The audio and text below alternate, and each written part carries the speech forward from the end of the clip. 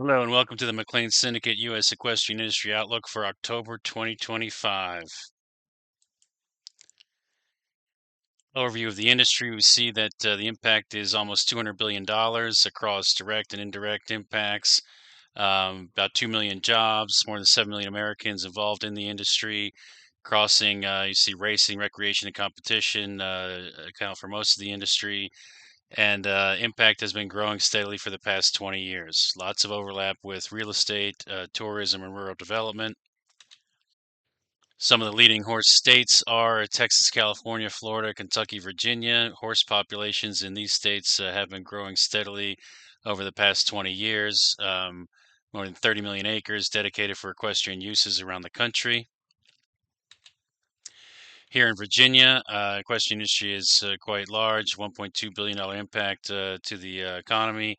About 200,000 horses, 30,000 horse owners. Middleburg, one of the global centers for equestrian industry, equestrian events, but also Charlottesville, Lexington, some others. Um, Great strategy for conservation, for keeping the rural livelihoods and rural character of some of these regions alive.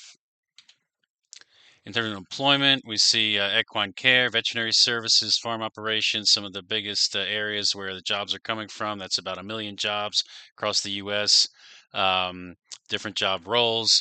We'll see a theme throughout the presentation, the role of women. They dominate the equestrian space, so about 75% of all horse owners are women, typical age 38 to 48.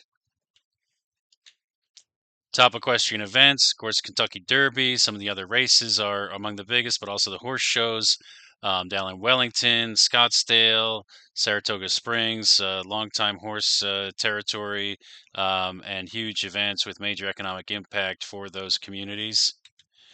Associations, we've got major associations, U.S. Equestrian Foundation, USEF, now U.S. Equestrian, growing rapidly over the past 10 years, doubled its membership from 2015 to 2019. Then, in the wake of COVID, another doubling of membership, so now at about 500,000. Similarly, other industry associations growing. Hunter Jumper Association gone from 43 to 51,000. USPA Polo Association gone from 36 to 41,000. So we see growth in the equestrian space, equestrian sports, pretty much across the board. Some areas like dressage falling off, but most areas growing. Real estate. This includes everything from sort of personal farms and hobby horse riding up to the major competitive estates. So of course values are going to vary depending on the size and location, but anywhere from sort of 1 million up to 10 million plus. Wellington and Middleburg, again, global hubs for real estate, equestrian real estate, and events in the industry in general. Lots of tie-ins with the local tourism industries. Of course, Virginia here, Middleburg's wine and horse country, so tie-in with agricultural preservation of vineyards and equestrian estates. It's a nice combination.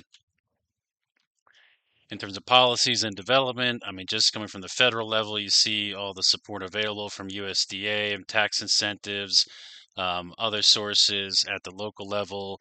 Again, these counties are using equestrian industry and equestrian events to help in the preservation efforts. So lots of tie-in with different policies around the country.